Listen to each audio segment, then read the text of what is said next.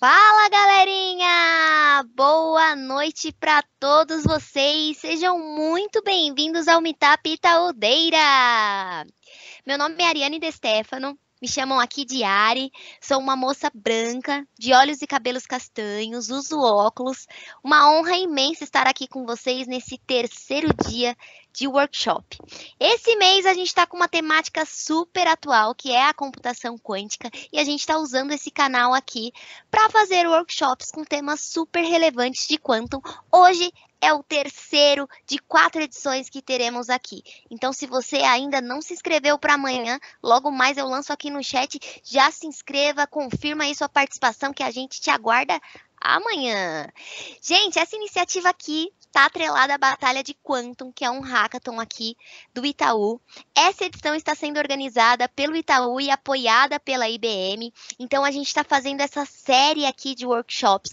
E no mês que vem, em dezembro, quem tiver interesse pode se inscrever para participar. Esse mês não, gente. Essa semana ainda a gente abre as inscrições para a Batalha de Quantum. Vai ser uma batalha de dados aí com o tema de computação quântica. Vai ser aberta para o Brasil inteiro. Quem gostou aqui de tudo que viu nessa série de workshops, quem acessou o nosso Meetup no canal do YouTube, vão lá, vejam tudo que rolou. Se você quer colocar a mão na massa, quer praticar, se inscreva no nosso hackathon, gente. Em breve a gente vai divulgar mais informações para vocês.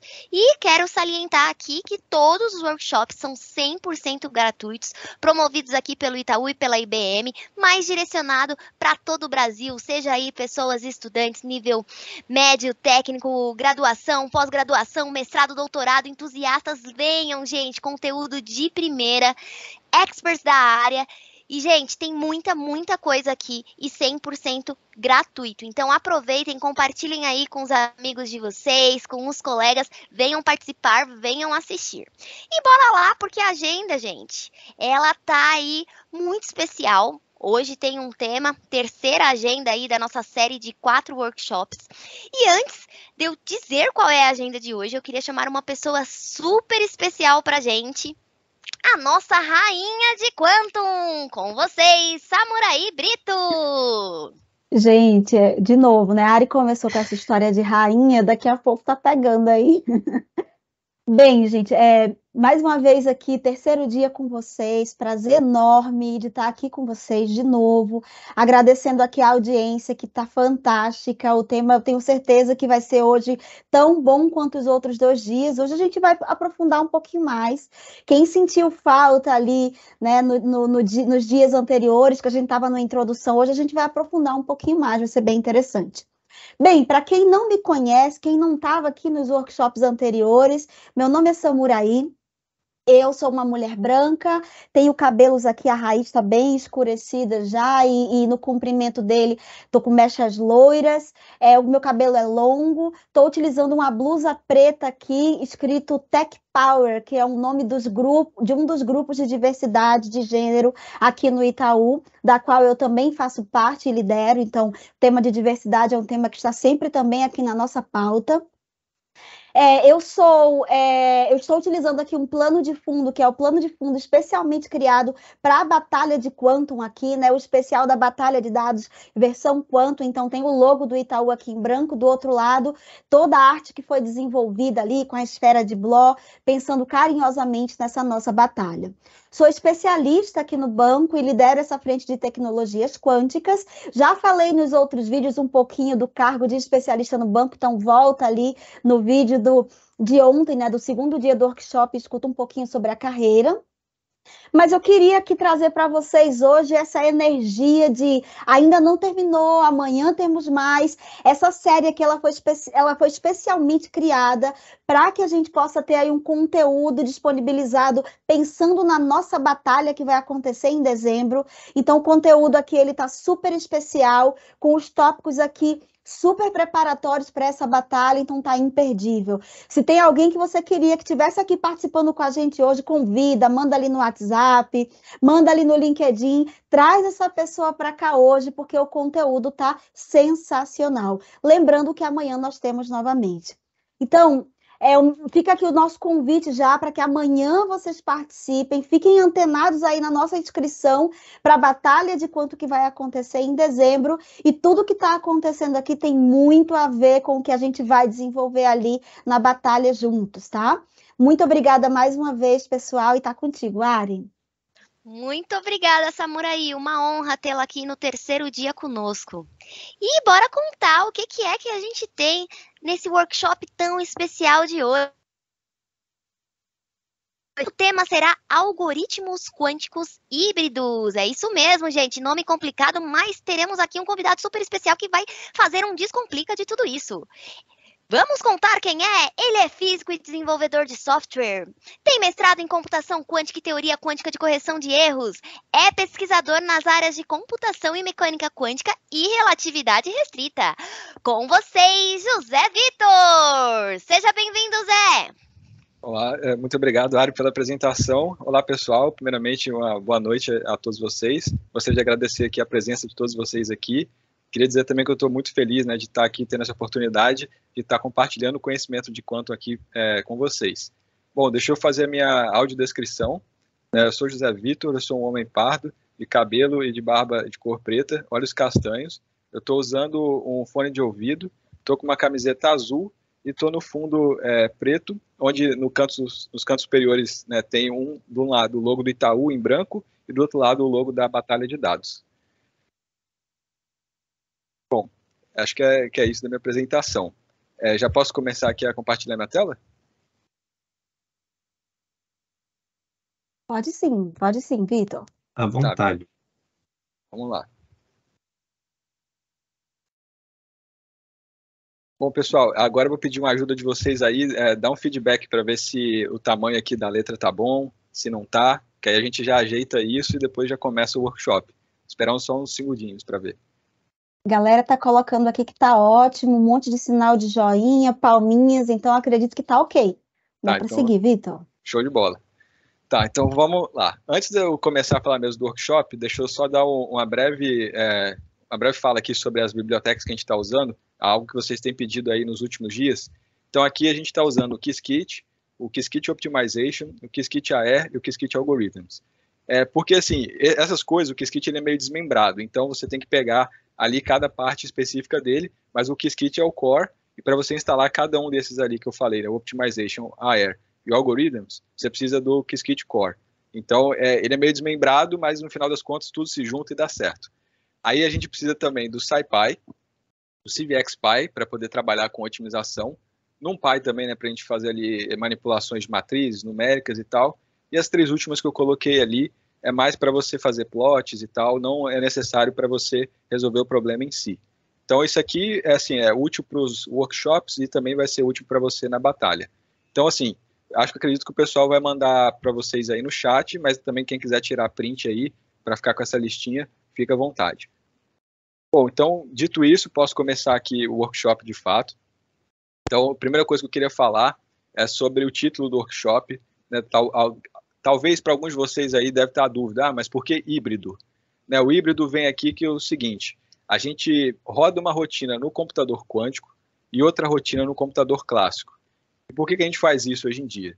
Porque os computadores quânticos atuais, eles têm muito ruído e não tem um código de correção de erros implementado. Então isso faz com que os resultados que a gente extrai dele não sejam lá dos melhores. Então para a gente garantir que a gente possa extrair o máximo possível, a gente faz uma parte da rotina no quântico, que é uma parte que os circuitos quânticos eles não são muito grandes, então a gente consegue dar uma mitigada nos erros por conta disso, e a parte clássica, né, que é a otimização, que eu vou explicar mais para frente, que é feita por um otimizador clássico, por exemplo, o Cobila, SLSQP, não sei se vocês já ouviram falar desses nomes, mas não tem problema, se não ouviram, né, depois eu vou explicar. Então, a gente divide, né, esses algoritmos nessa rotina quântica e na rotina clássica. Pode ser que no futuro, eu estou falando pode ser porque tem muita coisa ainda para rolar, que toda essa rotina que está no computador clássico seja feita no computador quântico. Mas isso a gente tem que esperar aí as cenas dos próximos capítulos. Então, feita essa explicação, esse disclaimer, deixa eu começar aqui fazendo uma breve revisão de um tópico que o Thales abordou lá no nosso primeiro dia de workshop, que são os problemas de otimização tipo cubo. né, que são, primeiro eu vou falar em inglês, depois eu falo em português, tá, gente? Então, assim, são os Quadratic Unconstrained Binary Optimization. E aí, em tradução livre aqui, rápida, seria problema de otimização binário, que é do tipo quadrático e que não tem restrições. E aí, assim, esse tipo de problema de otimização, ele é uma subclasse de um problema, de uma classe geral, né, mas aí de otimização, que são os PCBO, que aí é Polynomial Combinatorial Binary Optimization.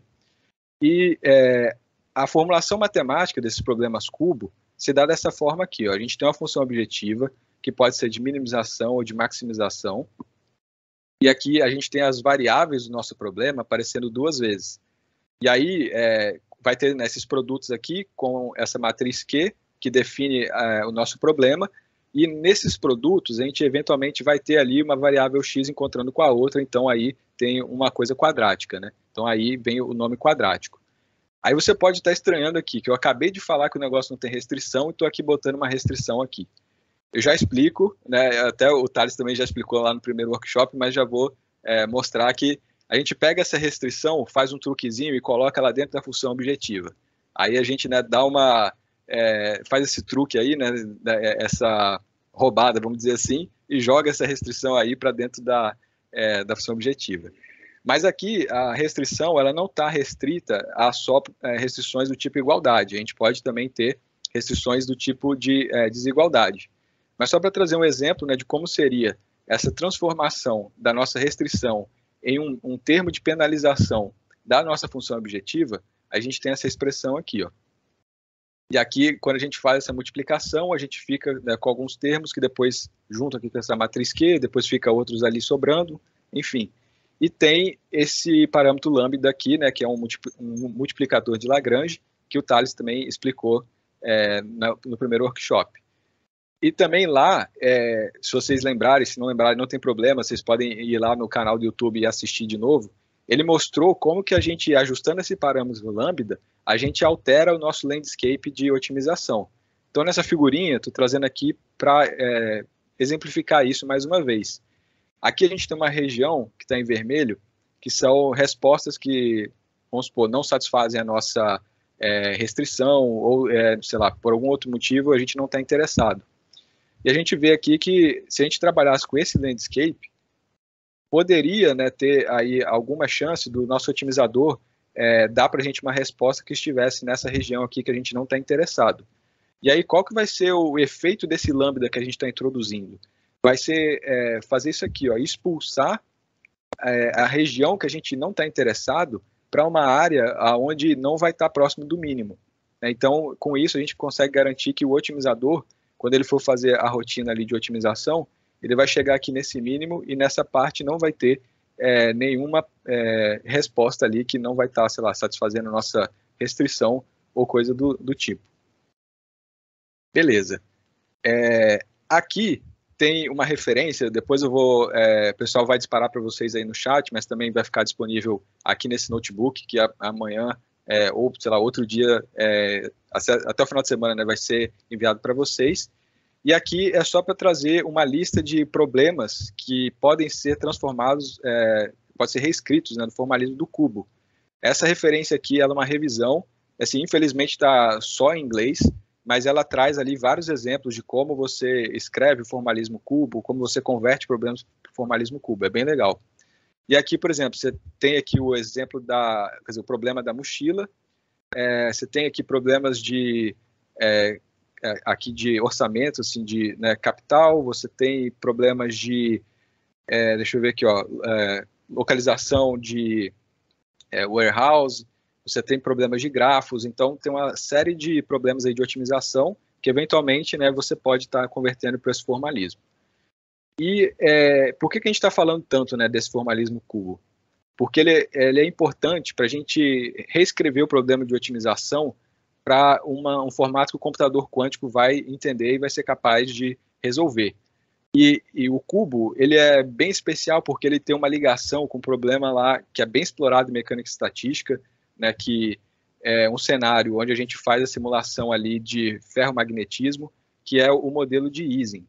Então aqui tem uma fotinha, né, do Feynman, e essa frase aqui dele, que aí eu já vou explicar o porquê que eu estou fazendo esse contexto, que é o seguinte, né? Aqui o Feynman está dizendo que a natureza ela não é clássica. Então, se a gente quer fazer uma simulação da natureza de forma eficiente, a gente tem que utilizar a mecânica quântica para isso. E aqui ele fala que isso é um problema assim, maravilhoso, só que não parece ser tão simples. De fato não é, mas é bem divertido, né, trabalhar com essas coisas. E aqui que mora essa questão, né, porque o cubo, já que ele consegue ser transformado para Ising, a gente consegue então pegar o nosso problema de otimização, transformar em um problema de Ising, que é um problema de física, né, que está ali ligado com a mecânica quântica. E aí, agora a gente tem um problema que está na linguagem que o nosso computador quântico fala, que é a linguagem da mecânica quântica, né, que é a álgebra linear. Então, isso vai ser muito natural para o computador quântico. Então, isso é o princípio da gente começar a ver algum tipo de vantagem, porque o computador quântico ele é mais eficiente do que o computador clássico em resolver problemas de mecânica quântica. Então, nesse caso, quando a gente sabe um problema que a gente consegue espelhar em um problema de computação, em um problema de mecânica quântica, a gente já consegue vislumbrar um pouco melhor essa vantagem. E aí, a gente tem uma transformação que a gente faz de variáveis binárias para variáveis de spin, né, que está ali atrelado com o modelo de Ising, que é essa transformaçãozinha aqui. Então, aqui a gente passa de um intervalo de 0 e 1 para menos 1 e 1. E aqui a gente teria, né, a expressão aqui da Hamiltoniana do nosso problema, que seria aqui cubo, e depois a gente fazer a transformação. E isso aqui, né, não é um salto simples, assim, tem umas continhas para fazer, e aqui a gente não fez a parte com a restrição, mas eu vou mandar uns materiais para vocês, onde vocês vão poder ver essa transformação aqui. Mas é só para vocês terem noção, né, de que a estrutura é muito parecida, né? O que vai mudar aqui, que agora no lugar de x a gente está com z, e aqui esses coeficientes também vão ser alterados. E, assim, não sei se todo mundo está familiarizado com esse termo Hamiltoniana, mas só para dar um contexto para vocês, a Hamiltoniana, né, ali é um observável físico que a gente analisa ele para ver a energia de um sistema. Então, por exemplo, assim, olhando lá na física clássica ainda, né, você pode ter uma Hamiltoniana que tem ali um elemento de energia cinética, né, que é ali a parte da energia ali do movimento, né, daquele sistema, e você tem um potencial. Por exemplo, se você está soltando, sei lá, uma bolinha de uma determinada altura, você tem um potencial gravitacional relacionado a isso. Então, só para vocês terem uma ideia aí, o que é essa tal dessa Hamiltoniana. Bom, e aqui a gente chega, né, nas estrelas aqui desse workshop, né, que são algoritmos quânticos variacionais, no caso, né, são híbridos, né, e eles estão baseados em um princípio da mecânica quântica, que é chamado princípio variacional, que ele fornece para a gente um método para a gente calcular a energia do estado fundamental, que no caso é a menor energia, né, de um sistema físico, e ele dá esse método para a gente, e a mecânica quântica também garante que existe esse mínimo. Então, o que a gente precisa fazer com esse método é pegar uma função de onda teste, que vai ter alguns parâmetros que a gente pode ir mexendo neles, e aí a gente vai mexendo neles e calculando a energia. Então, você vai lá, escolhe um set de parâmetros, calcula a energia, aí você olha, ó, deu tanto. Aí escolhe outro set de parâmetros, aí você compara com a energia anterior, vê se diminuiu, vê se subiu, e aí você vê mais ou menos o que ajuste que você precisa fazer, e aí você vai fazendo essa rotina, né? Obviamente que, se você for fazer por força bruta, fica muito ineficiente, mas você pode acoplar um otimizador nessa brincadeira. E aí que entra de novo ali aquele contexto que eu falei para vocês, que é o contexto de híbrido, né? Então, você vai pegar um computador quântico, vai preparar um estado quântico, né? Vai dar ali um estado quântico parametrizado para o computador quântico, e você vai extrair a informação do computador quântico, que vai ser uma distribuição de probabilidade, que vai, né, ser utilizada num otimizador clássico ali, né, numa função objetivo que a gente vai definir, já vou explicar qual que é, e aí a gente consegue obter novos valores para esses parâmetros, e aí fazer esse update. Então, basicamente, essa é a receitinha de bolo. Então, aqui, não se assustem muito, assim, não entrem em pânico. Aqui já eu faço até a referência aqui ao Guia do Mochileiro das Galáxias, né? Não sei se alguém pegou aí, mas enfim, é um livro que eu gosto bastante. Essa parte aqui pode ser muito, talvez assim, para quem está vendo a primeira vez, um pouco estranho, né? Tá vendo um psi aqui, um θ com um vetor, um H com chapéu, e aí tem essas barrinhas. Gente, esse monte de coisa é esse produto matricial, tá? Então, se você sabe fazer produto de matriz, não se desespere, porque esse formalismo aqui é só para esconder esse monte de multiplicação de matriz aqui, tá? E, bom, para a gente preparar um estado parametrizado, a gente precisa pegar um operador, né, que vai ter ali um parâmetro, e aplicar sobre um estado inicial ali, que eu estou chamando de psi. E aí, após essa aplicação, a gente vai terminar aqui com esse estado psi de θ, né? E aqui entra, aqui embaixo dessa expressão, entra a parte que eu estava comentando da função de custo ou função objetivo, né, como você quiser chamar. Que esse valor aqui que a gente está calculando, ele é o que a gente chama de valor esperado aqui da Hamiltoniana, né, geralmente que a gente está calculando, né, uma energia, né? Então, isso aqui vai ser utilizado, essa conta matricial aqui vai ser utilizada como função de custo. Então, aqui eu botei, né, o sinalzinho aqui, né, de maior ou igual, porque, bom, pode ser que, dependendo dos parâmetros, né, a gente vai chegar num valor que vai ser maior do que esse lambda mínimo aqui que a gente está, que existe, né, que a mecânica quântica garante para a gente, mas às vezes ele não tá lá dado para a gente, ó, esse é o valor. Então, tem esse complicador também, tá? Então, aqui, no caso, a gente estaria interessado em minimizar, né, essa função de custo aqui. Para deixar isso aqui um pouco menos abstrato, né, que até agora só fiquei praticamente em equações e texto, tem essa figurinha aqui. Então, nessa figura, a gente tem o quê? A gente tem um circuito quântico, tem ali uma sequência de portas que está representando algum estado quântico aí, e algumas dessas portas vão ter parâmetros que a gente, né, vai poder setar ali, e no final aqui vocês podem ver essas portinhas aqui, que são portas de medida. Então, no final aqui, a gente extrai ali uma série ali de frequência, né, dos estados quânticos, depois a gente, né, faz um pós-processamento para extrair a probabilidade. E aqui do lado, vocês podem ver que tem uma figurinha, né, tipo uma representação de uma rede neural. Isso aqui é para fazer um paralelo, que assim como redes neurais ali tem certos parâmetros, né, que a gente pode mexer para ajustar o funcionamento dela, é a mesma coisa aqui no circuito quântico, tá? E aí, uma vez definida a nossa função de custo, a gente vai ter aqui, né, o landscape dela, de otimização. Então, aí, dado essa distribuição de probabilidade que a gente vai obter aqui desse estado quântico, a gente joga isso para o otimizador que está no computador clássico. Então, de novo, híbrido, porque parte roda no computador quântico, outra no computador clássico, tá? E aqui a gente faz, né, o cálculo da função custo e depois faz o update dos parâmetros. E essa rotina aqui ela vai se repetir até que o máximo número de interações aí seja alcançado ou que a gente tenha obtido o mínimo. Gente, deixa eu só subir aqui um pouquinho, que eu acho que eu esqueci de rodar a célula de código aqui, depois ia dar erro, né? Então, falha minha aqui, comecei falando e esqueci. Beleza. Deixa eu ver aqui, demora uns segundinhos. Tá, foi. Então, voltando aqui, basicamente esse é o funcionamento de assim, todo algoritmo que se encaixa nessa caixinha, né, que a gente chama de algoritmos quânticos variacionais. Aqui eu só vou apresentar 2, mas existem várias aí propostas, se você olhar na literatura, de algoritmos quânticos variacionais.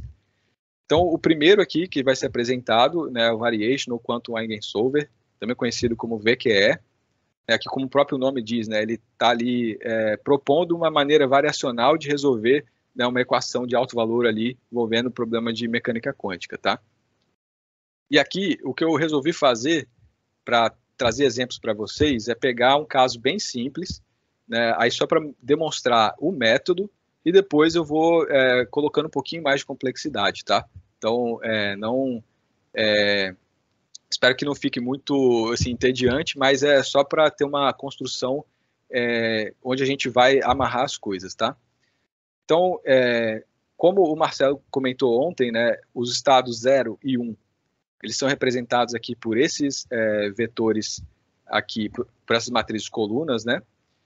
E a matriz Z também, né, foi apresentada pelo Marcelo, essa aqui. E aqui, agora, a gente tem o desafio nosso é preparar, né, o nosso ansatz, né, que é assim, a maneira bonita de a gente falar um chute, né, para o nosso estado quântico. E aí, lembra que eu falei que a gente tem um U de θ para preparar o estado parametrizado, nesse caso, o U de θ é esse RY aqui, de θ. E quando a gente aplica esse RY, a gente fica com uma superposição onde a amplitude do zero é esse cosseno de θ sobre 2, e a amplitude aqui do 1 é esse seno de θ sobre 2. E vira essa matriz coluna aqui, né? E se você lembrar lá daquele cálculo, né, que a gente estava mostrando lá em cima, né, que era aquele produto matricial, a gente esconde, né, todo aquele produto matricial nesse simbolismo aqui, e se a gente fizer as continhas, a gente chega nessa expressão aqui, ó, que no final das contas vai ser igual tipo cosseno de θ. Então essa aqui vai ser a nossa função objetiva que a gente vai utilizar para fazer esse exemplo. E esse caso aqui é um caso bem simples, que a gente nem precisaria utilizar todo esse aparato aqui para calcular esse menor alto valor, que é essa matriz da diagonal, aí daqui a gente já olha, né, o menos 1, e já consegue aqui por inspeção saber que o resultado é menos 1. Então é um problema controlado só para demonstrar o método. Então a gente já sabe também que a resposta aqui, o θ tem que ser igual a π. Então vamos buscar esse resultado, né? Primeira forma que eu vou mostrar para vocês, não tem, assim, não está ligada diretamente aos algoritmos quânticos variacionais, mas seria resolver isso por força bruta, que é a maneira menos eficiente possível. Então aqui eu defini essa função, que define ali, né, a nossa função objetivo, e temos aqui alguns valores de θ, né, que eu quero testar essa função. Então aqui eu estou pegando de 0 a 2π, dividido em 100 pedaços, e vou calcular. Então beleza, aí eu rodei aqui, eu consigo ver que o valor mínimo foi esse aqui, então muito próximo de 1, menos 1, perdão, e eu posso também pegar o ângulo, né, que está associado a esse menor valor aqui. Então só fazer, buscar aqui no index, né, quem está relacionado aqui com esse menor valor, e aqui a gente consegue ver que esse aqui é 3.10 aqui, né, está próximo ali de chegar no π, né, que é 3.14, né, mais alguns quebrados aí. E aqui a gente consegue visualizar o comportamento dessa função de custo nesse intervalo aqui que a gente definiu. Ó. Então a gente começou aqui e foi variando aqui, ó, esse valor de θ, você vê que a gente vai descendo. Ó. Vai descendo, descendo, descendo, até chegar aqui no mínimo. E depois a gente continua subindo, porque a gente definiu assim, né? Só que se eu escolhesse outro range, poderia ser até que o mínimo não estivesse aqui, né? Nesse caso aqui é o mínimo global, então a gente tem que ter um pouco de cuidado aqui na hora de escolher o intervalo, né, que a gente vai fazer essa busca aqui na força bruta. Então esse aqui é basicamente, né, a carinha aqui desse landscape. Aí tem um jeito mais esperto de fazer isso, então agora é usando ali a lib, né, SciPy. Então a gente vai pegar aquela função de custo ali, a função que a gente definiu ali em cima, vai utilizar esse método aqui do SciPy, né, a gente chama aqui, ó, SciPy.optimize.minimize, passa a função de custo, passa um ponto inicial, e passa aqui os bounds, né, que são os limites que o Thales comentou lá no primeiro workshop. E aqui esse método, a gente passa um otimizador. Nesse caso aqui eu estou usando o SLSQP. E aí eu vou rodar essa célula aqui, depois que eu rodar a gente vai ter o resultado. Ó, e aqui a gente vê, né, que ele deu uma mensagem falando que tudo terminou com sucesso, que, né, ele conseguiu chegar no mínimo. E aqui, ó, de fato, a gente chegou aqui em menos 1, e o x aqui, no caso, representa o θ. Então, ele fala aqui, ó, que a gente tem que setar nosso θ como 3.142, que ali é basicamente, né, o π, né? Assim, você pegar as duas primeiras casas do π, beleza, a gente realmente chegou no valor que a gente esperava. Outra forma de você fazer isso, que é equivalente, é você pegar, definir a matriz Z, do jeito que está aqui, e utilizar, deixa eu voltar aqui em cima rapidinho, isso aqui, ó. Você vai definir um array, que é o cosseno ali de θ sobre 2 e seno de θ sobre 2. E então aqui, ó, deixa eu voltar para mostrar para vocês, ó, tá aqui, ó. NP cosseno θ sobre 2, NP seno θ sobre 2. E a gente faz a continha. E aqui, eu até queria fazer um breve comentário, que é o seguinte, como eu comentei, né, a linguagem ali que está por trás da computação quântica, a mecânica quântica, que também tem ali por trás dela álgebra linear, nada te impede de fazer essas contas tudo só com NumPy. A questão é que existe um limite, né, que o computador clássico consegue simular eficientemente, de maneira eficiente, perdão, o computador quântico. E assim, a gente tem que lembrar que o scaling aqui é de 2 elevado a n. Então, se a gente tem 30 qubits, a gente está falando de 2 elevado a 30, que já é um número razoavelmente grande. Ó. Deixa eu colocar aqui, 2 elevado a 30. Ó, esse número aqui. Agora imagina, sei lá, 50. Então, você imagina você utilizar aqui no NumPy matrizes com essa dimensão aqui. Isso vai ficar, assim, impraticável. E também não vai refletir a velocidade que o computador quântico consegue entregar resultados. Então, assim, é muito bom para você fazer experimentos de simulação, como é esse caso aqui, mas não vai ser a maneira mais eficiente de você brincar com o computador quântico. Então, vamos lá. Aí eu defini aqui a nossa nova função objetiva, utilizando aquele outro método de cálculo, que é fazer aquele produto matricial lá. Então, está aqui, dessa forma. De novo, eu vou usar o SciPy, né, e o Minimize aqui. Então, é a mesma formulinha. Passa aqui a função, passa o ponto inicial, passa os seus limites e passa um otimizador. Feito isso, só rodar a célula e olhar aqui o resultado. E como era para a gente esperar, né, a gente obteve o mesmo resultado, -1, 3.14. Então, beleza, está tudo funcionando legal. Até agora, praticamente não falei nada, né, assim, de fato usando computação quântica, mas para não deixar vocês muito ansiosos aí, temos aqui, ó, tá aqui, né, o nosso circuitinho, que seria a implementação, né, das coisas que eu mostrei anteriormente, utilizando ali o Qiskit. Então, tudo que estava ali em NumPy é representado aqui por esse circuito. Então, beleza, deixa eu dar uma brincada aqui, mostrar para vocês. Ó, eu vou pegar aqui um número aleatório, né, multiplicado por π, para mostrar. E aqui eu vou plotar a esferinha, ó, que vai sair disso. Vamos ver o que vai sair. Lembrando que essa esferinha aqui é o qubit, né? E no caso aqui, esse vetor é o estado. E cada ponto dessa esfera aqui é um estado diferente que o nosso qubit pode assumir, tá? Então tem essa diferença aqui enorme, né, entre o qubit e o bit. Ó, nesse caso, ele já foi praticamente para o 1. Deixa eu rodar isso aqui de novo, para mostrar na superposição. Vamos ver se aparece alguém aqui no meio do caminho. Deixa eu ver aqui. Ó, agora foi um pouquinho, ele está muito tendencioso aqui, está querendo ir para um direto. Mas aqui é outra forma. E aqui também tem essa outra visualização que é interessante para a gente ver fases, né? Nesse caso aqui, esse gate ele não aplica uma fase. Mas deixa eu mudar aqui para o RX, por exemplo. Se não me engano, ele aplica uma fasezinha. Se não aplicar, eu coloco uma fase ali na mão. Vamos ver aqui. Vai sair. Esse aqui demora um pouquinho para renderizar. Ó, beleza, aqui, ó. Tá aqui esse outro vetor. E vamos ver aqui, ó. Ó, aqui já tem uma fase, ó. A fase aqui é π/2. As cores aqui, né, mostram a fase ali que está no seu estado. Isso aqui é bem legal para você dar uma visualizada, assim, no dia a dia não é muito útil, mas é legal, às vezes, para você mostrar para as outras pessoas terem uma ideia do que está acontecendo. Então, deixa eu voltar aqui, porque o nosso ANSATS original é com RY. Então, beleza, eu vou rodar aqui, vou pular essas duas células e vou vir aqui, ó. Vou fazer um experimento, vou repetir, né, vou fazer 1024 medidas, né, desse estado. Eu vou passar aqui, deixa eu ver. E aqui a gente vai ver a frequência, né, de cada vez. Ó, o 1 apareceu 682 vezes e o 0 apareceu 342 vezes. E aqui com isso a gente pode plotar um histograma para ver a frequência aqui de cada um desses estados.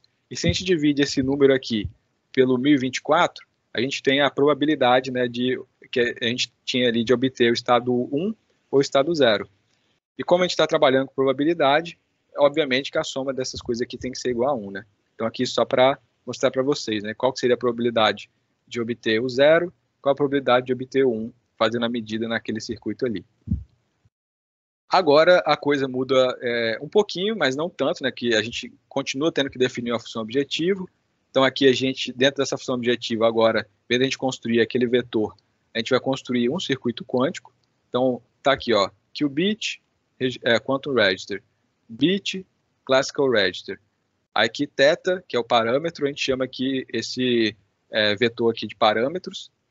E temos aqui, né, QC é o nosso circuito quântico. e a gente passa aqui como argumento dele o qubit e o bit. Então, isso está informando lá que dentro do circuito quântico tem, né, um qubit e um bit, né, por causa do size aqui.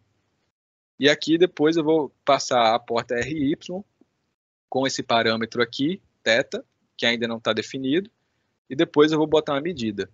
E depois disso eu vou passar um valor aqui que vai vir através do argumento dessa função para assumir o valor de θ aqui. Então eu vou fazer uma simulação, vou pegar aqui, né, as probabilidades, e aí eu vou fazer aquele cálculo lá, que é aquelas matrizes lá que estão sendo multiplicadas. E aqui, de novo, né, vou utilizar o SciPy, aqui é bastante repetitivo, mas a brincadeira aqui tem um callback, vocês não precisam implementar, mas eu implementei para pegar o valor do θ e da função objetiva em cada passo, né, que o otimizador é chamado. Porque aqui eu tenho uma surpresinha para vocês depois, mostrar para vocês. Ó, aqui ó, foi -1, aqui não foi exatamente π, né, mas o importante é que a gente conseguiu, né, chegar ali no valor que a gente queria. Provavelmente tem um pouquinho da contribuição do estado zero.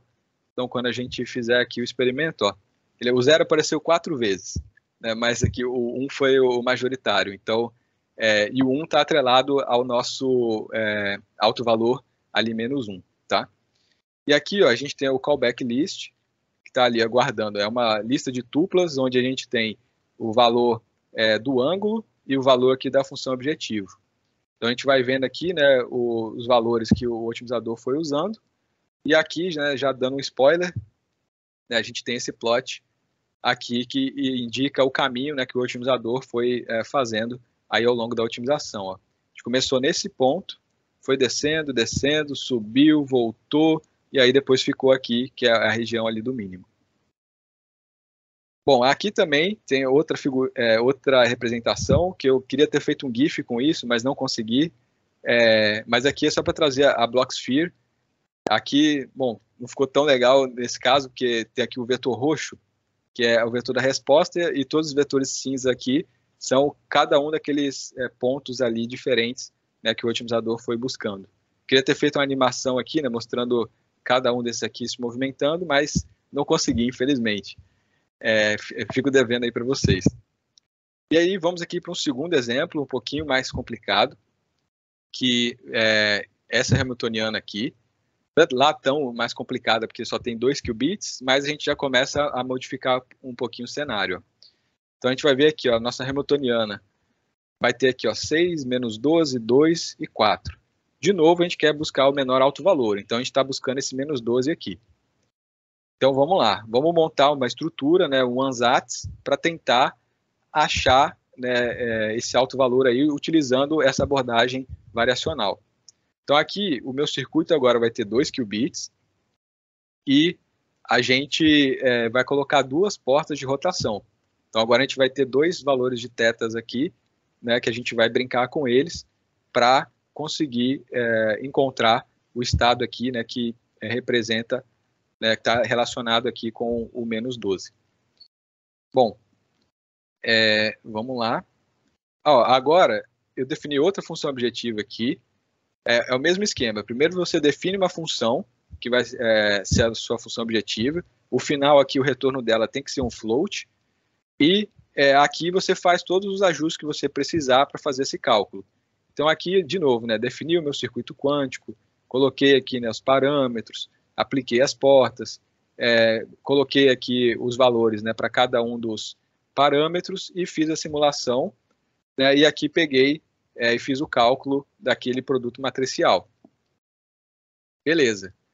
Aí, de novo, vamos usar o SciPy. Só que dessa vez eu mudei o método aqui, eu estou usando o Cobila, que ele funcionou melhor que o SLSQP. Então também tem essa dinâmica de, às vezes, você testar vários otimizadores, ver qual que funciona melhor, porque cada um tem uma implementação diferente, né? Cada um é baseado num método diferente de otimização. Às vezes também o seu ponto inicial pode te ajudar ou pode te prejudicar. Então tem esses detalhezinhos, por exemplo, aqui o Cobila, ele não aceita bounds. Então tem várias coisinhas aí que de vez em quando a gente tem que ajustar para poder chegar ali no melhor resultado, né? Então aqui eu vou rodar, ó, você vê que ele rodou rapidinho, né, 0,2 segundos, e está aqui, ó, -11.9999, 12, né, praticamente. E aqui tem os valores de θ aqui que a gente tem que aplicar ao nosso circuito para que ele chegue nesse valor aqui. Bom, aí aqui é só os cálculos que eu estou fazendo, também de novo, para fazer um plot bem legal aqui para vocês, que é esse plot aqui. Ó. Vou rodar. Ó, esse aqui é a visão de cima, ali do landscape, né, de otimização. Aqui vocês podem ver que está repetindo, mas é porque as funções são periódicas, né? Então, assim, eu tentei restringir isso aqui, mas não consegui. Aparentemente, ele ficava deslocando e aí a linha vermelha não ficava alinhada. Então, acabei, infelizmente, trazendo essa figura aqui que pode trazer um pouquinho de confusão. Mas é só olhar para essa região aqui. Então, quanto mais escuro for a cor, mais negativa é a energia. Então, aqui a gente tem os valores de θ0, os valores de θ1, que foram variados aqui, né, de 2π até menos 2π. E esse caminho vermelho é o caminho que o otimizador fez. Então, a gente vê que ele começou numa região aqui, né, que não era tão negativa, e depois foi conseguindo descer. Só que aqui a gente não consegue ver tão legal, né? E aí, vou fazer esse plot aqui em 3D para mostrar para vocês. Né? Aqui seria a visão, né, 3D daquela visão de cima.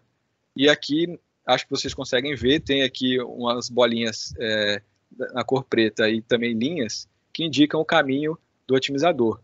Então aqui a gente consegue ver, ó, tem esse ponto aqui, ó, menos 11,91. E a gente aqui estava aqui, ó, menos 1,39, por exemplo.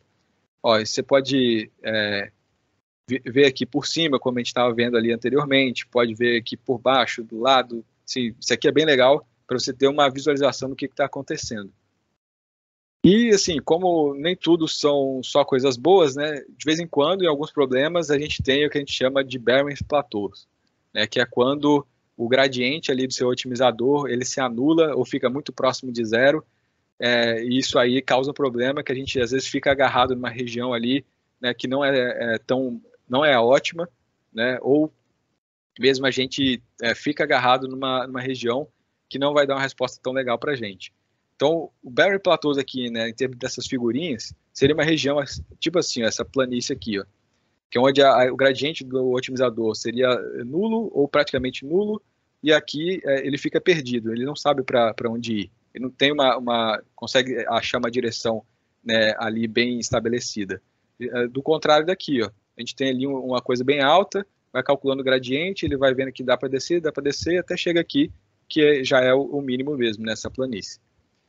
Então, isso aqui também eu gostaria de ressaltar que tem a questão de que o ruído pode induzir esse tipo de coisa também.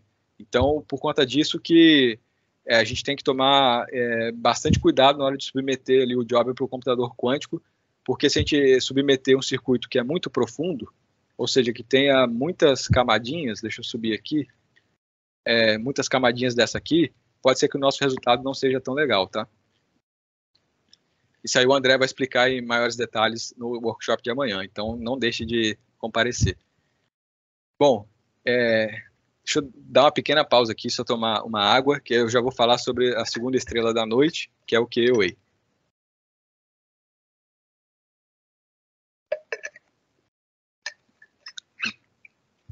Bom, esses dois algoritmos aqui, né, o VQE e o QAOA, são as nossas sugestões aí, né, para o pessoal que for participar da batalha.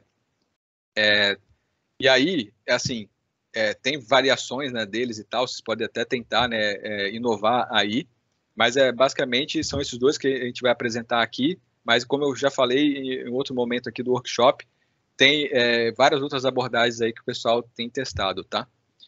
Então vamos lá. O QAOA, ele é um algoritmo quântico variacional ali inspirado, né, em Quantum Annealing. O Quantum Annealing ali uma outra abordagem ali de computação quântica que é só voltada para otimização. E ali está, né, baseado em processos adiabáticos, tudo. Não vou entrar muito em detalhes disso aqui, mas só para vocês terem uma noção, né, ele vai também se utilizar dessa abordagem variacional que é híbrida, né? Parte a gente prepara o estado quântico e no computador quântico e depois usa o otimizador clássico. Então, nesse caso aqui, o nosso estado vai ser esse Psi, né, que depende aqui de beta e de gama, e temos aqui essa operação que consegue fazer essas transformações, né? Então, a gente tem um gate aqui que vai ter o parâmetro beta, outro gate aqui que vai ter o parâmetro gama. Então, quando a gente aplica isso no estado Psi, a gente transforma ele nesse estado aqui. Esses operadores, eles estão relacionados com as hamiltonianas. Essa hamiltoniana aqui, HB, é uma hamiltoniana de mistura, que está ali relacionada com o estado inicial, que a gente passa aqui para o nosso ansatz do KOA, e esse outro aqui, que é o operador que está relacionado à gama, tem a hamiltoniana do seu problema. Então lembra que eu comentei lá no início, que tinha o operador quer dizer, a hamiltoniana de Ising? Então é aqui que ela vai entrar. Ela vai entrar nesse operador aqui, ó, para definir o nosso ansatz. E a gente, né, mostra aqui, eu não vou entrar em todos os detalhes da conta aqui, vou deixar para vocês como dever de casa, mas a gente consegue mostrar que esses operadores aqui conseguem ser relacionados a operadores de rotação. Então aqui Rx ou Rz. Aí tem toda a continha aqui, tem negócio de série de Taylor, quem gostar de matemática aí vai se deliciar. Mas o ponto todo é chegar nisso aqui, ó. Aquela exponencial, né, é igual essa matriz aqui, que é o gate Rx, tá? Aí tem outra forma também de fazer isso, que é aplicando funções e matrizes, tem toda a explicação aqui, mas de novo, o recado é esse aqui, ó. Aquela exponencial é essa matriz e está relacionado com esse gate aqui, tá? E aqui a gente pode ser, né, que algum cenário a gente precise aplicar várias vezes esses operadores para a gente garantir um resultado legal, tá? Então, pode ser que o nosso estado quântico ele seja algo desse tipo aqui, ó. Várias aplicações aqui sucessivas de U beta e U gama, tá? Então, a nossa função custo, ela vira isso aqui. Agora a gente troca aquele psi de θ por psi de beta e de gama aqui. E usa aqui a HP, que é a hamiltoniana do problema, tá? Então, essa aqui é a nossa nova função de custo. O circuito do KOA original é esse aqui, ó, da figurinha, onde a gente começa aqui, independente se você tem 4, 5, sei lá, 1 milhão de qubits, vai todo mundo começar com Hadamard, para a gente poder fazer a superposição de todos os estados possíveis, e depois a gente passa a aplicar aqui várias camadinhas ali de U gama, U beta, cada um, né, com um parâmetro diferente. No final, a gente faz as medições, usa o resultado das medições para alimentar o nosso computador clássico lá, né, o otimizador, depois joga aqui novos parâmetros. Então, essa é a rotina do KOA. Aí só fazer um rápido comentário, né, que não necessariamente essa aqui é a proposta mais eficiente. Então, isso aqui é um problema em aberto ainda, né, tem muita gente aí propondo novas formas de fazer, né, o KOA. E então, até algo legal, né? Se vocês souberem alguma proposta nova aí, quiserem trazer, né, para o desafio da batalha, seria algo bem legal aí de mostrar, tá? E outra coisa também que eu acho legal é que não necessariamente você precisa só usar o SciPy, tá? Ali para fazer a rotina de otimização. Poderia usar, sei lá, o CVXPy, qualquer outra lib de otimização e até mesmo, sei lá, colocar um algoritmo genético. Vai saber se ele vai dar um resultado melhor ou não. Só testando para saber, né? Então fica aí também essa outra dica aí de que pode ser legal, né, de vocês estarem trazendo aí para o desafio, tá? Bom, aqui eu tenho essa função aqui que eu fiz para codar esse circuito aqui na mão, tá? Então aqui eu fiz em relação a essa hamiltoniana aqui do problema. Então eu retornei aquele exemplo lá que a gente fez no VQE. Aí essa parte aqui do código representa essa primeira etapa. Essa parte aqui de código, da linha 11 até a linha 18, representa esse bloco aqui, e esse fora aqui representa esse outro bloquinho aqui, tá? Aí, se a gente precisar fazer várias vezes, tem a rotina desse fora aqui. No final, a gente sai com o circuito quântico. Para vocês verem a carinha dele, tá aqui, ó. Começa com Hadamard, depois vem isso aqui, ó, RZ, CNOT, depois termina com RX.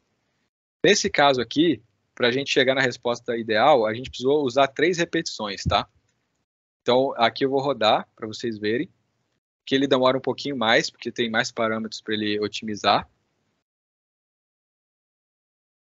Está aqui, ó, a resposta, ó, menos 11.998, quase 12, e todos os parâmetros ali, beta e gama, que a gente tem que atrelar ao nosso circuito.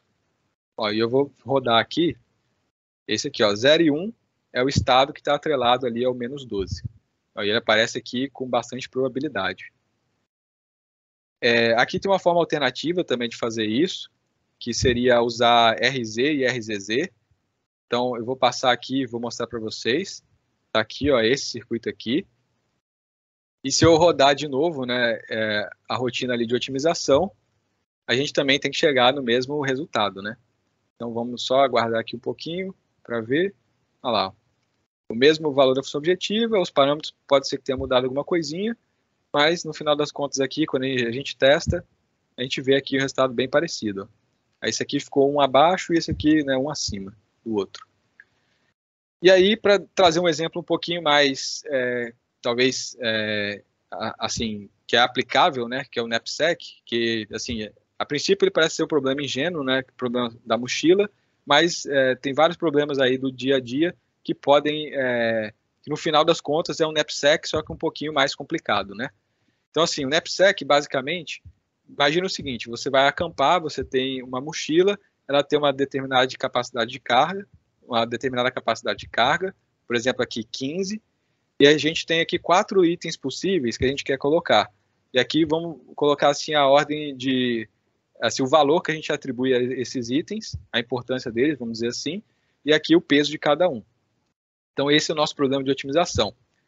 A gente quer maximizar o valor aqui dos itens que a gente quer levar, né, e respeitando aqui a restrição do peso, né, da mochila. Obviamente, assim, a gente não necessariamente precisa de computação quântica para resolver isso aqui, mas é um exemplo legal para mostrar para vocês, né, como que a gente monta tudo isso para resolver com quantum.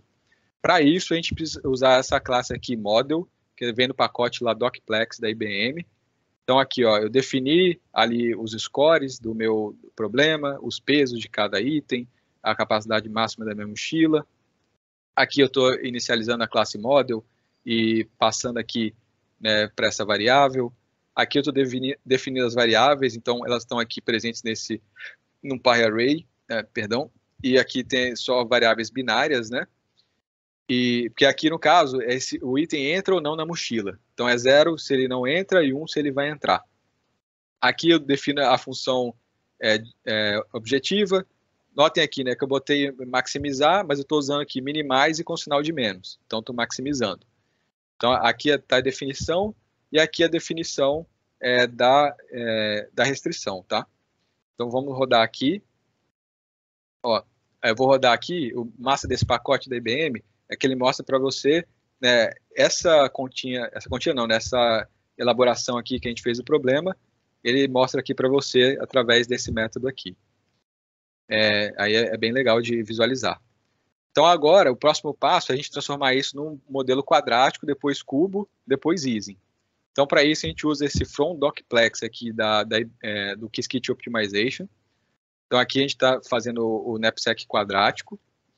Depois a gente precisa usar esse Quadratic Program to Cubo, que é um conversor que tem lá no Qiskit Optimization de programas quadráticos para cubo.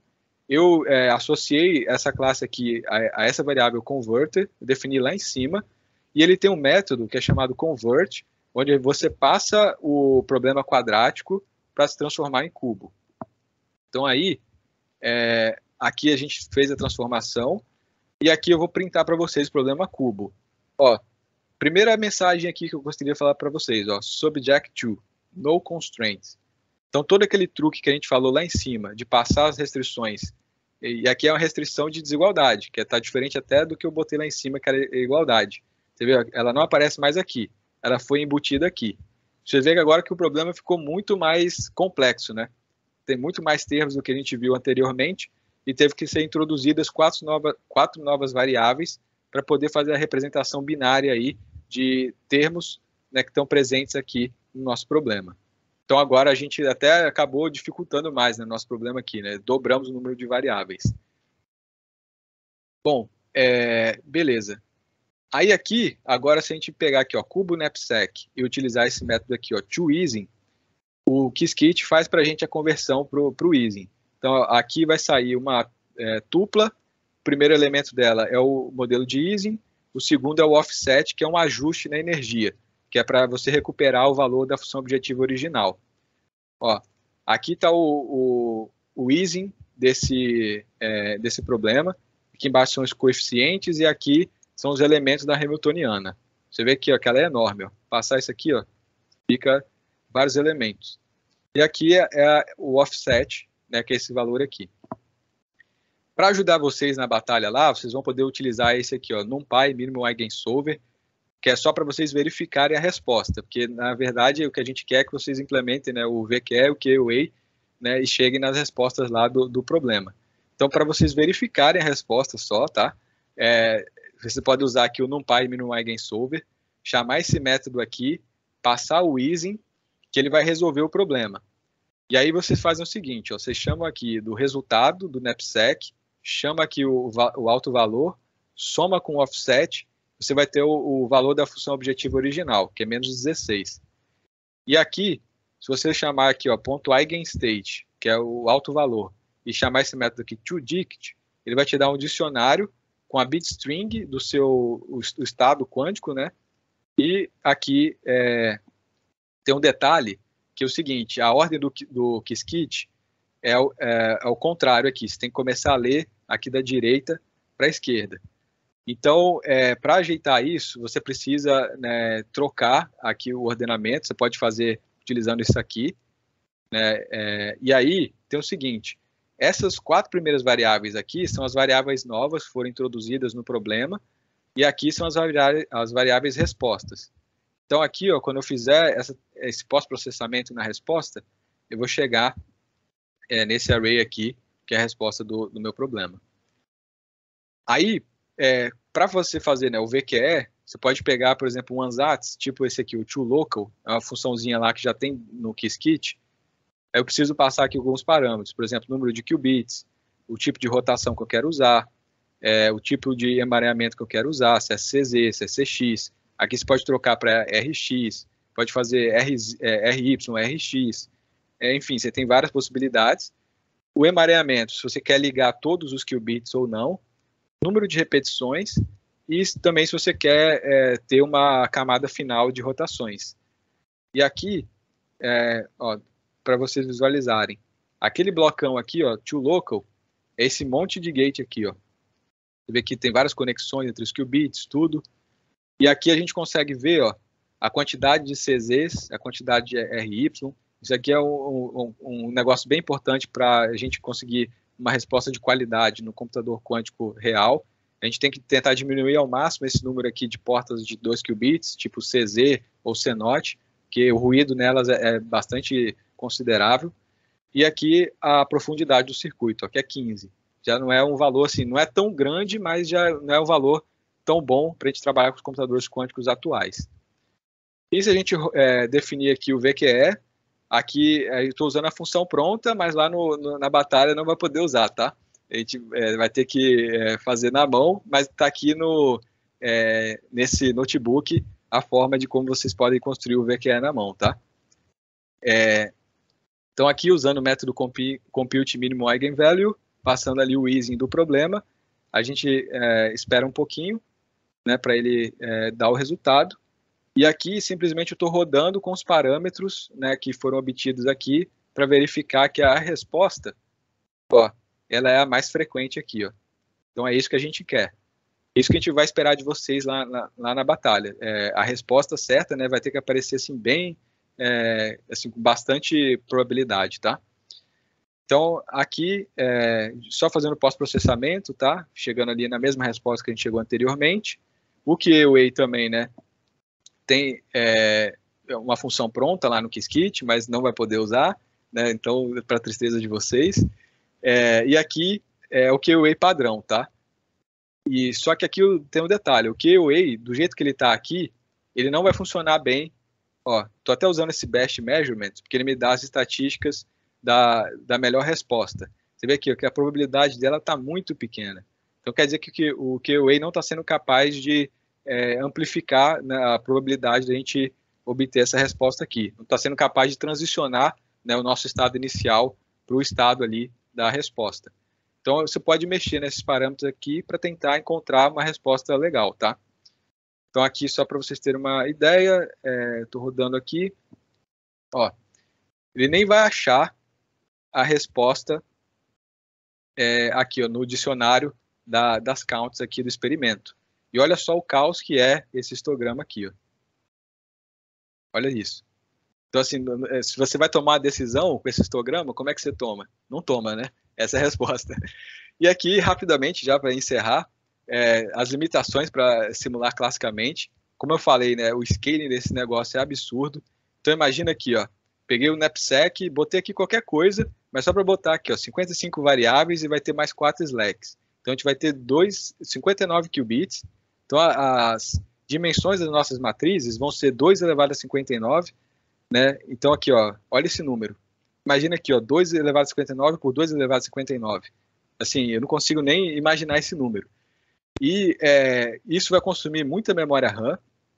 E, assim, se você conseguisse na memória RAM para rodar isso, o tempo praticamente, não sei, né? Talvez seria infinito, né? Não sei. Mas aí, só para vocês terem uma noção, ó, a quantidade de memória RAM que foi exigida para eu tentar fazer essa brincadeira, ó, 2 exabytes de memória RAM. Isso aqui, galera, é 1 bilhão de gigabytes. Eu fiz uma estimativa, eu precisaria praticamente aqui de 700 milhões, se eu não estou enganado, agora do número, de notebooks aqui que a gente usa dentro do Itaú para ter a quantidade de RAM para poder simular esse negócio. E outra coisa aqui que eu encontrei foi o seguinte, ó, nessa matéria da Forbes, eles falam aqui que o planeta Terra, como um todo, ele gera de informação por dia 2,5 exabytes, né, de informação. Então você imagina, esse problema aqui de quantum é equivalente aí ao quanto de, praticamente, né, ao quanto de informação que a gente gera aí por dia no planeta, né? Então é um negócio assim que é inimaginável, assim, é de estourar a cabeça. E aqui, assim, nem tudo está perdido, tá? Lá no Qiskit tem um simulador, que é esse simulador aqui. Não vou poder entrar muito em detalhes por questão do tempo, mas esse simulador aqui consegue fazer com que a gente consiga simular esses cenários aí de maneira um pouquinho mais eficiente e ter uma resposta no tempo hábil, tá? E, bom, por fim aqui, ficam as referências, tá? Lembrando que esse notebook vai ser disponibilizado para vocês, mas se você já estiver bastante ansioso aí, quiser dar uma olhada, tira a print desse negócio, ou o pessoal acho que deve mandar no chat aí também, tá? E aqui também no final tem uma tabelinha mostrando um pouquinho aqui, né, das versões do Qiskit aqui que a gente está utilizando, tá? Então a gente recomenda aqui, né, o Python 3.9 e depois a gente vai fechar aqui um ambiente certinho, mas se você já quiser instalar, né, e você quiser já ir brincando, pode usar essas versões aqui, tá, que estão funcionando legal.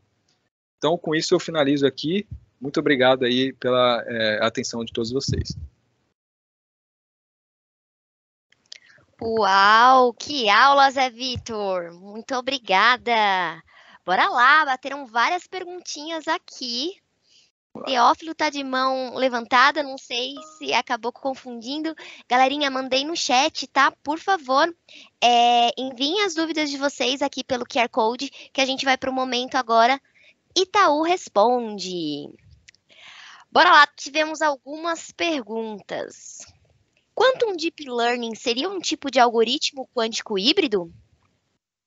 Olha, pode ser, né? Pode utilizar, porque assim, lá no Deep Learning, né, você tem ali sua função, a sua loss function, né? Então você vê assim que a ideia ali é bem parecida.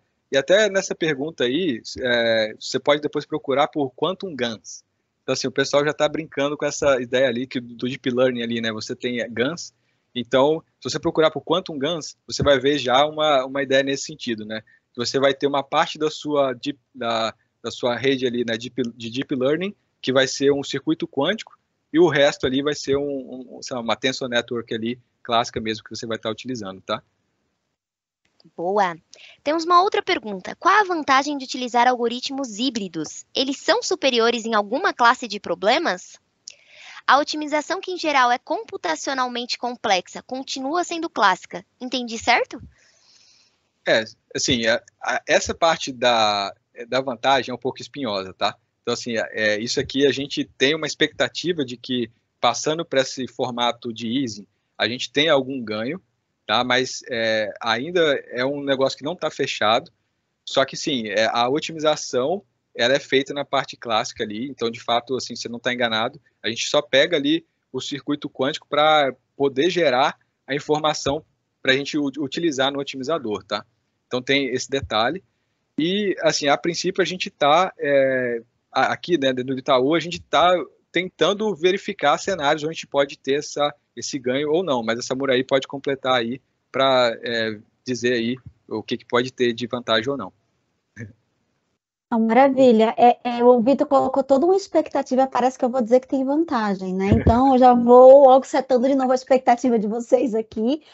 O grande desafio da computação quântica é realmente a gente descobrir onde nós teremos vantagem. Então, não se sabe ainda muito ao certo quais os problemas ou qual o regime, né? A partir de que, por exemplo, o tamanho, né, do problema, a quantidade de variáveis, se eu utilizar um algoritmo quântico híbrido, para otimizar o meu problema, eu passo a ter vantagem comparado com as soluções clássicas. Até mesmo porque a gente ainda não consegue mensurar os recursos clássicos necessários nessa abordagem híbrida, porque isso pode ser um gargalo.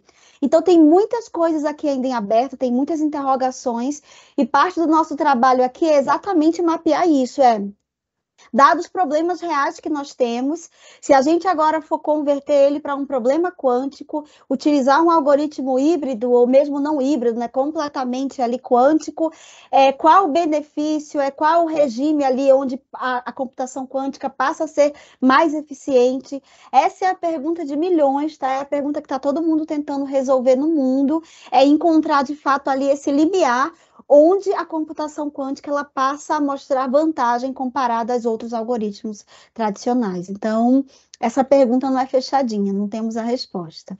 E só complementando aqui, que eu até vi no chat, né, um usuário aqui, um usuário desconhecido, então perdoe, tá? Eu não vou saber seu nome para citar, mas que ele comentou aqui o ponto que eu trouxe no workshop, acabei esquecendo aqui na pergunta, que é a vantagem, no caso, né, que a gente usa circuitos que não são muito grandes, então a gente dá uma reduzida no ruído, né? Assim, isso não quer dizer que a vantagem que o computador quântico é melhor, mas a vantagem de você usar essa abordagem híbrida é por essa questão, porque a gente tem bastante ruído, então a gente quer extrair o melhor resultado, a gente tem que trabalhar com circuitos pequenos. Exato. Boa, temos outra pergunta aqui, gente. A pergunta específica para aplicações em química quântica. Existe algum banco que eu possa verificar se os valores de energia do algoritmo VQE está convergindo para o valor correto? Olha, isso é até uma pergunta que a gente se fez aqui esses dias internamente, tá? Então, assim, em alguns casos, onde você não tem assim, um valor mais ou menos assim, calculado, seja algum método, é muito complicado, assim, eu diria, para você ir realmente testando, estabelecer um certo limite, depois tentando passar ele, mas eu também diria para procurar, assim, tem ali, se eu não me engano, a Moderna, que é na fabricante de vacinas, tem, se eu procurar ali na IBM Quantum Network, você vai achar algumas empresas nessa área que eventualmente podem ter algum paper, alguma coisa assim, que pode dar um indicativo de algum, sei lá, paper ou algum livro que tenha esses valores de energias aí que você está buscando para ter um comparativo. Mas isso nem sempre é uma tarefa fácil de conseguir, tá? E só para complementar aqui, Vitor, esse ponto, talvez, acredita-se, tá? Que tem uma crença, não existe uma prova teórica disso, mas uma crença de que, pelo fato dos computadores quânticos eles se basearem na mecânica quântica, né? Ele vai lidar com processos nativamente quânticos muito melhor do que os computadores convencionais. Então, a gente acredita que utilizar o computador quântico para cálculos quânticos vai ser mais eficiente. E aí, quando a gente entra nesse mundo de simulação química, a gente está nesse mundo quântico, né? Então, encontrar os mínimos de energia de uma configuração molecular seria natural para a computação quântica. Agora, ter a garantia que nós chegamos nesse mínimo, utilizando essa abordagem aqui, não é trivial de ver. Não é natural. Então, nesse sentido, é bem desafiador, mas existe uma crença ali, uma forte aceitação de que para os problemas que são nativamente quânticos, a computação quântica conseguiria convergir naturalmente para esses mínimos esperados, tá? Boa, temos outra pergunta aqui. Com o desenvolvimento de computadores quânticos com uma quantidade maior de qubits, vocês acham que algoritmos variacionais vão ficar obsoletos para algoritmos de circuitos grandes como o QPE? Olha, é uma boa pergunta, porque eu diria o seguinte, assim, pelo menos a minha expectativa, se você tiver muitos qubits e esses qubits não são assim, de qualidade, no sentido assim, de não ter correção de erros ou tem muito ruído, então assim, o princípio o algoritmo quântico variacional, dessa maneira que ele está, né, atualmente híbrida, ele vai continuar assim funcionando. Não sei se ele vai ser melhor ou pior ali do que o QPE, mas se você tiver já um computador quântico com muitos qubits ali, qubits lógicos, né, e você consegue passar toda essa rotina clássica para o quantum, aí a gente entra em outro cenário também, que é tipo assim, beleza, agora a gente tem um algoritmo variacional completamente quântico, e aí como ele se compara também ao QPE, né?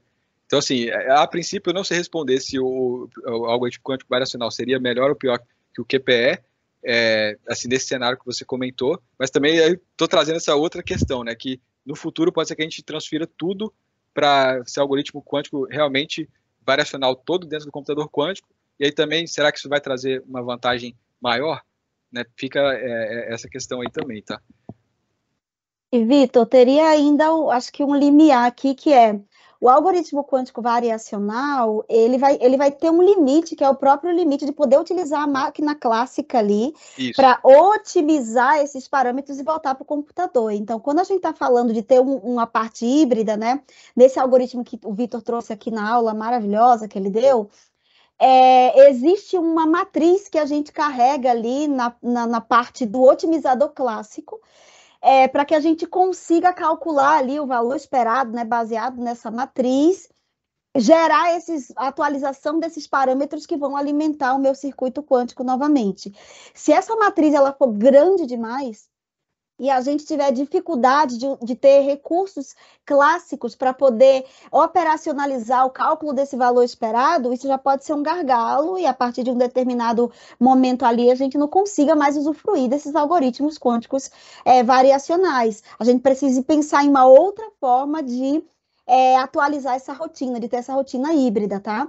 Então, tem muita coisa que a gente não consegue ainda experimentar, porque nós não conseguimos ainda encontrar esse limite do clássico quântico, por não ter máquinas robustas quânticas, para que a gente chegue ali e experimente problemas numa dimensão real que ele com toda a sua complexidade. Então, tudo que a gente fala aqui é baseado em experimentos, e a gente está pressupondo algumas coisas, dado ali que a gente sabe que esses regimes eles vão existir. Mas qual é o regime é desconhecido, porque a gente ainda não consegue experimentar isso. Isso aí, só fazer um complemento, aproveitando que a Samurai lembrou muito bem desse detalhe, é o seguinte: isso também é uma boa parte para a galera aí de computação clássica, porque assim, você pode motivar a galera de computação clássica a tentar buscar métodos mais eficientes para fazer essas contas, tudo. Então, assim, você vê aí que direto sai o paper, a supremacia quântica chegou, mas aí daqui a pouco sai outro paper falando que a galera, sei lá, usou Tensor Networks e conseguiu bater ali, né, o tempo, chegar num tempo legal e tal. Então, isso é muito legal também, é isso, né, que a computação quântica não está vindo assim só para... a gente, que é do ramo, a gente não espera que ela vai substituir a computação clássica, mas ela está vindo também para ajudar a computação clássica a se desenvolver mais e trazer mais ganho para a gente aqui no dia a dia, tá? Boa! Temos duas perguntas aqui sobre mochila. Primeira dela. No problema da mochila, houve uma queda na interpretabilidade do problema ao convertê-lo para o formato de um quantum solver. Como convencer um time de negócios em utilizar tal approach? Então, esse é o grande desafio, que assim, se você não tiver uma abordagem quântica ali que resolva muito bem o seu problema ali, que dê para você, né, a sua resposta com a maior probabilidade possível, se ele chegar naquele cenário do histograma caótico, esquece. Vai para algum cenário clássico onde você consegue resolver bem. Agora, se você não tiver um cenário clássico que você consegue resolver bem, aí a gente tem um problema seríssimo. Mas eu diria que assim, tem muita coisa ainda para a gente descobrir aqui nos casos assim, de problemas reais, para a gente poder, de fato, desafiar esses algoritmos e melhorar eles. Porque, assim, alguns problemas TOI, você vê, esse problema que eu trouxe é um TOI. E o QA não funcionou tão bem. O VQE já funcionou. Mas ainda tem um monte de parâmetrozinho que eu tive que ajustar. Então, esse é o detalhe, tá? Não é tão fácil, não. E outro ponto, Vitor, desculpa, Ari, só para essa parte eu acho que da visão negócio é muito importante a gente trazer aqui, porque nós não estamos na fase de convencer qualquer área de negócio a usar a computação quântica. A gente está na fase de descobrir onde nós teremos o benefício e apresentar esse potencial benefício para as áreas, para que as áreas venham se preparar e pensar ali no futuro, trazendo computação quântica para os seus negócios. Então, uma resposta pode ser: não teve benefício, a computação quântica não vai trazer benefício aqui nesse case, não conseguimos mapear a oportunidade. Isso é uma resposta possível. E aí o que a gente faz a gente já sabe que nesse case em particular, a gente não vai envolver aqui esforço, né, quando a computação quântica estiver pronta. Então, a nossa grande missão aqui no Itaú é exatamente preparar o banco para esse futuro, descobrindo quais são os cases aqui que nós deveríamos apostar no futuro, quando a computação quântica estiver pronta. Então, essa é a grande missão, não é nem tanto convencer a área, mas é descobrir, é encontrar esses cases que vão ser nossa mina de ouro. É aqui onde a computação quântica vai fazer a diferença, tá? Então, nós estamos aqui no Itaú buscando essas informações e essas descobertas. Boa! Outra de mochila.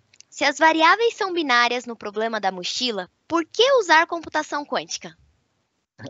Então, como eu até comentei lá quando eu estava fazendo, e aquele problema ali, a gente não precisaria de computação quântica, mas por que a gente usa as variáveis são binárias? Por que usar a computação quântica? Porque o problema cubo, que é o que a gente utiliza ali para transformar para Ising, né, que tem aquele mapa ali do binário para a variável de spin, ele está no setup ideal, né, porque se o problema é binário, a gente consegue transformar ele para spin e aí resolver com computação quântica e depois voltar para o binário, sem problema nenhum. Então, assim, praticamente os seus problemas eles têm que ser binários, né, para entrar ali na categoria do cubo, para a gente poder usar o computador quântico. Senão, aí a gente tem que descobrir outros métodos para fazer esse tipo de otimização. Mas, assim, você não precisaria... Isso é um limitador. Perfeito, vai lá, Vitor. Você ia comentar que assim, você não precisaria de computação quântica para resolver aquele mochila com 4 itens só, não, tá? Ali é só mais para mostrar para vocês. E a gente nem sabe se com muitos itens, tá? Então, assim, a incerteza é ainda maior. Teríamos que experimentar. Mas o ponto que o Vitor trouxe aqui é cubo, computador quântico. Hoje, a maneira que a gente sabe resolver um problema de otimização no computador quântico é utilizando, e aí, tem um algoritmo ali, o HHL, né, que ele vai olhar para a programação linear, e temos aqui o QAOA, VQE e algumas outras propostas que olham para problema quadrático tipo cubo, não pode ter restrições, porque nós não conseguimos colocar restrições dentro do computador quântico, né? Essa restrição ela tem que estar embutida na função objetivo. Então, esse é um limitador. Isso já diz para a gente o seguinte: o computador quântico vai resolver qualquer problema de otimização? Inicialmente não. Por exemplo, um problema não linear, a gente tem métodos clássicos que a gente consegue explorar a solução, mas quanticamente a gente não tem nenhuma abordagem que a gente hoje conheça e consiga experimentar esse tipo de solução, nem que seja para experimentar. Então, existe um regime ali que a gente consegue explorar no computador quântico, conhecido, pode ser que tenham novas descobertas no futuro, mas isso é um limitador, desde já, para problemas de maneira geral no computador quântico. Boa. Outra pergunta. Voltando na comparação clássico-híbrido, a parte computacionalmente complexa é na parte de otimização, certo? Se sim, por que algoritmos híbridos teriam vantagem, já que a otimização é clássica? Pode repetir, por favor, o comecinho? Que eu... Sim. Voltando na comparação clássico-híbrido, a parte computacionalmente complexa é na parte de otimização, certo? Uma pergunta. Se sim, por que algoritmos híbridos teriam vantagem, já que a otimização é clássica? Bom, assim, primeiro a expectativa é o seguinte, né? Como eu comentei, você vai pegar o problema cubo, vai transformar para Ising, em tese o computador quântico, né, vai se sair melhor, né, tentando resolver esse problema de Ising. Mas a outra coisa é o seguinte, você tem a questão ali de superposição, emaranhamento, né, até mesmo fases relativas, que são coisas que os bits clássicos não têm e que você pode usar como recurso para conseguir chegar na sua resposta, né, assim, com um tempo maior ou até mesmo com qualidade de resposta melhor. Então, assim, por exemplo, no QA, você está colocando ali no início uma superposição com todas as bit strings possíveis e depois você está fazendo ali uma rotina para fazer uma transição do seu estado inicial para o estado da resposta. Então, assim, você meio que, entre aspas, né, você está testando várias possibilidades ali e no final do dia você vai sair com a melhor possibilidade. Então, assim, se você fosse pensar por força bruta, onde você vai testar várias coisas ali em sequência, né, o QA já te traz uma vantagem. Agora, por exemplo, você vai com um cenário onde você tem o gradient descent, você pode ser que, sei lá, você saia melhor com essa abordagem de gradiente ou não, né? Então tem vários detalhezinhos aí da computação quântica que pode conferir uma vantagem ou não, né? Tem esse detalhe. Vitor, deixa eu trazer só um ponto aqui que eu acho que você comentou aí, mas só para tentar deixar bem explícito onde acredita-se que otimização combinatória vai ter vantagem no computador quântico. É por causa da superposição. Então, você imagina que você tem ali 8 possibilidades para testar. Eu estou falando num cenário simples, né? 8 possibilidades apenas para testar. Se você vai fazer esse teste ali, como o Vitor colocou, força bruta, você vai ter que testar uma a uma dessas possibilidades e depois escolher qual delas está associada ali ao mínimo da tua função objetiva, certo? Para você colocar isso no computador quântico, para você representar todas essas possibilidades do computador quântico, você utiliza 3 qubits. 3 qubits, vocês têm essas 8 possibilidades. Pode parecer besta, né? 3 e 8 está na mesma ordem de grandeza. Agora, imagine que você tem 2 elevado a 300 possibilidades. Isso, eu vou trazer um número grande aqui, como o Vitor trouxe, né? É da ordem de 10 elevado a 85, que é da ordem do número de átomos que existe no universo. Olha só a quantidade de possibilidades que isso é. E eu represento todas essas possibilidades, eu consigo trabalhar com elas simultaneamente utilizando 300 qubits. Olha a redução da ordem de grandeza. Então, com 300 qubits, eu consigo representar todas essas configurações, enquanto que classicamente eu não consigo, eu não tenho mais recurso para representar todas as configurações. Não existe nenhum algoritmo que consiga explorar todo esse espaço de busca classicamente. Não existe, tá? Então, nesse cenário, a gente acredita que para problemas bem mais complexos, a computação quântica, dado esse cenário de superposição, ela pode sim trazer resultados melhores, encontrar os mínimos ou os máximos de uma determinada função objetiva de maneira melhor. A gente não consegue provar isso ainda, porque a gente não consegue crescer e explorar esses cenários, tá? Reais. Mas essa é a grande expectativa, esse espaço de superposição exponencialmente maior. Muito obrigada, gente. Temos algumas outras questões, mas em virtude aqui do tempo, temos só 3 minutinhos para encerrar o nosso bate-papo. Queria passar alguns recadinhos para vocês, mas primeiramente queria agradecer aqui imensamente o Zé Vitor por essa baita aula. Muito obrigada, Zé Vitor. Foi sensacional, aí acho que bem proveitosa, muitas perguntas aqui pelo chat, Samurai foi respondendo bastante coisa aqui antes do nosso Momento Itaú Responde. Samurai, mais uma vez, muito obrigada por toda a parceria, hoje é nosso 3º dia de evento, e antes de finalizar, eu queria passar alguns recadinhos para vocês. Né não, Lucão? Bora lá contar para a galera. Amanhã é a nossa última agenda de workshop, então como dissemos aí, uma série com 4 workshops. Amanhã é a última, será sobre hardwares quânticos. O speaker vai ser o André Juan, que é aqui do time da Samurai, junto com um convidado super especial da IBM. Então se inscrevam, façam lá a inscrição de vocês no site do Meetup. Amanhã eu vou mandar para vocês também um reforço no e-mail, não se esqueçam de escrever, aguardamos todos vocês. Além disso, queria repassar aqui os nossos canais. Então, estamos presentes no YouTube. Tem um canal aqui dentro do banco chamado Meetup Itaú Deira, lá dentro do YouTube do Itaú. Então, todos os nossos bate-papos são gravados e sobem lá. Inclusive, o bate-papo de ontem, que foi a introdução à computação quântica, e antes de ontem, que foi de otimização, também já está disponível. Então, entrem lá, vejam. Amanhã sobe esse, se vocês quiserem rever alguma coisa, ou se porventura perder o comecinho, finalzinho, confere lá que vai estar tudo no nosso Meetup Itaú Deira, dentro do YouTube. Temos a comunidade do Meetup, se inscrevam também, porque vocês, ativando o sininho, vocês recebem todos os nossos workshops, todas as agendas que a gente faz dentro do Meetup. E para quem tem interesse em Data Science, nós temos o Medium. Então, se inscrevam também, que sai muita publicação interessante de lá. Além disso, queria frisar aqui para vocês que nós temos várias oportunidades abertas. Então, quem está em busca aí de uma oportunidade... Gente, eu sou suspeita para falar, eu amo demais o Itaú, mas se vocês estão procurando algo entre produtos, tecnologia, design, aproveitem, aqui tem as vagas direcionadas, separadas, eu vou mandar para vocês aqui o link também pelo chat. Aproveitem bastante, consultem lá, tem muita coisa bacana.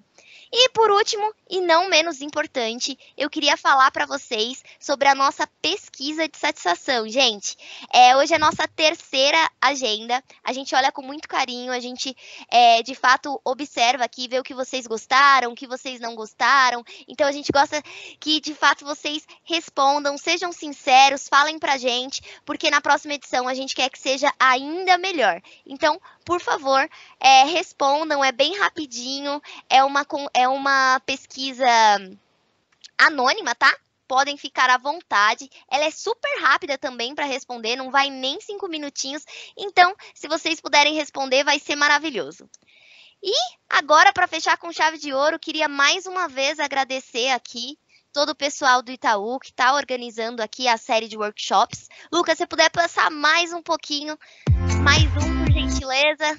Boa, obrigada.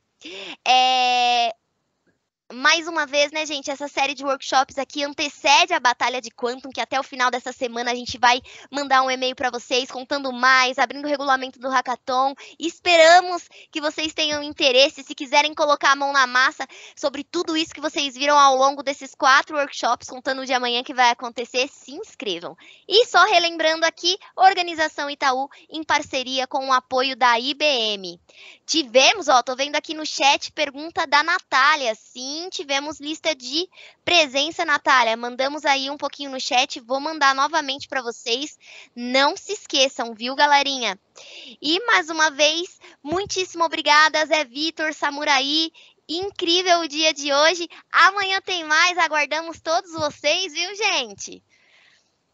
Muito obrigada. E como é que a gente fala aqui? Let's bora! Boa quarta-feira para vocês. Amanhã é quinta e tem muito mais. E semana que vem tem muito mais. Mentira, era só para ver se vocês estavam pegando. Vamos ter inscrições da Batalha de Quantum. Valeu, galera. Boa noite para todos vocês. Amanhã sobe essa gravação no nosso canal do YouTube. Tchau, tchau. Tchauzinho, galera.